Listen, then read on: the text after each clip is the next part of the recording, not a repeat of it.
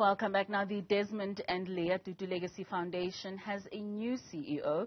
Janet Jobson has been assigned the task of carrying on the late Archbishop's legacy. She joins me now. Janet, welcome to Newsfeed PM. It's Janet Jobson there. Thank you so much for your time. Just congratulations on your new appointment. Thank you, Katlego, and thanks for having me this afternoon. It's such an extraordinary honor to be given this opportunity. I can imagine the Tutu and Leah Foundation is one that upholds great morals and making sure that the legacy of Desmond Tutu is held forward. What are your plans in this new position?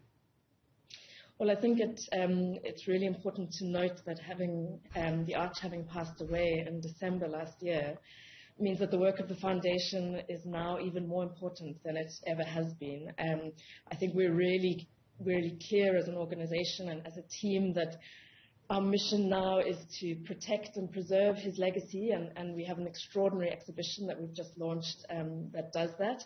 But to really now take that legacy to the rest of South Africa and to the world, to really put in place programs and facilitate processes that can really embody and hold up to the world sort of a mirror around the moral courage that the Arch had, and try and build generations of leaders that are similarly able to sort of take up the baton of moral courage and moral leadership in a time full of conflict and real hardship around the world.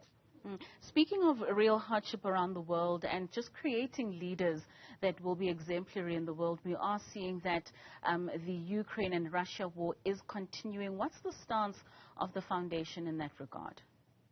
Well, we've been very outspoken and very clear that there's no place for equivocation on the issue.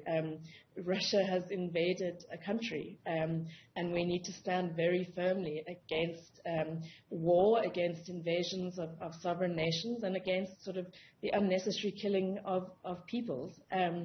We're very clear that there is a place for negotiation, but negotiation must start from a place of truth-telling.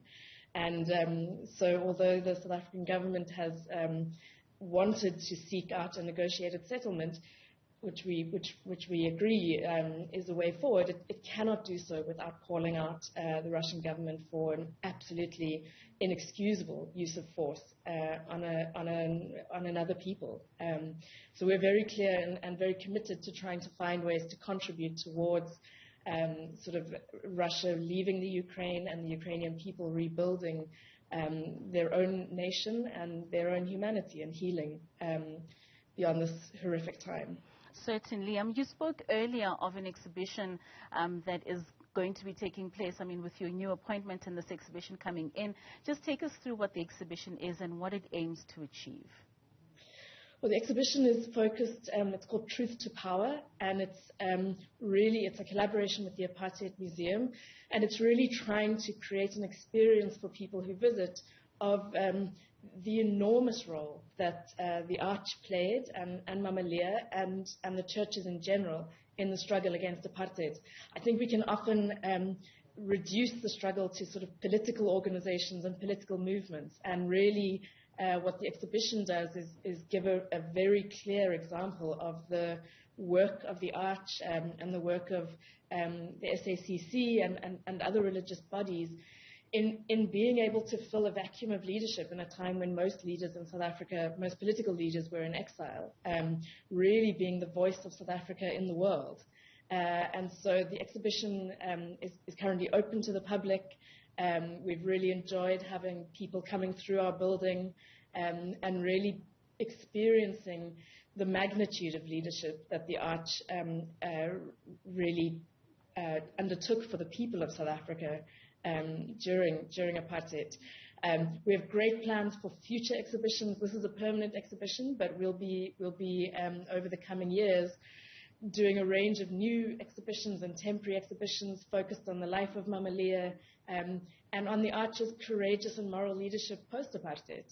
I think we often can forget what a number of stands he took and radical stands he took to secure the humanity of all people post-apartheid.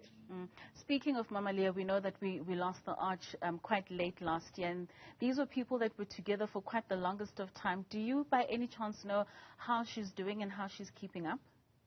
Yes, she's well. She's turning 90 next year, so she is old, but she's well, and she's very, very enthusiastic about the direction we want to take the foundation. She gave me a very clear reminder when I met her a couple of weeks ago, just how important to the Arch and herself the work of the foundation is, particularly in focusing on trying to bridge divides in society in South Africa at first, but globally, really trying to find a way to bring together peoples to find each other's common humanity. And that's a mission I really hope to take forward with her blessing and with that baton having been passed to me to secure in her legacy and in the Arch's name. Speaking of common humanity, we saw some of the crime statistics that were released yesterday. Crime, rape and murder stats have gone up in certain parts of the country. What's the foundation looking to do in instilling the high moral ground that we need to be instilling in the people of South Africa in order for that to have a direct relation to how our crime stats could possibly decline? Well, I think we really need to understand crime as an outcome of a process of systematic dehumanization, the social polarization of our country, and the lack of access to opportunity that many, many people have in these very tough economic times and very tough social times. We have to be very clear about being able to draw that line from apartheid, from 300 years of colonialism, and the degradation of the human spirit that created with the reality of living in a very violent country now. Those are not disconnected stories. So our work is to focus not specifically on crime as the outcome, but on the underlying factors that lead to an epidemic of crime.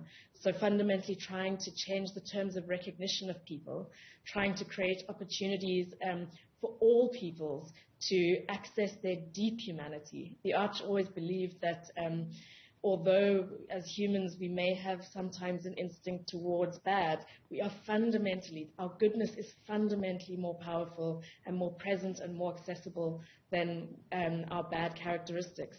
And so our work really is to try and find ways to build processes for a range of groups, but even on a national level, a process of recognition of ourselves, of our own humanity, and then the interconnected recognition between peoples.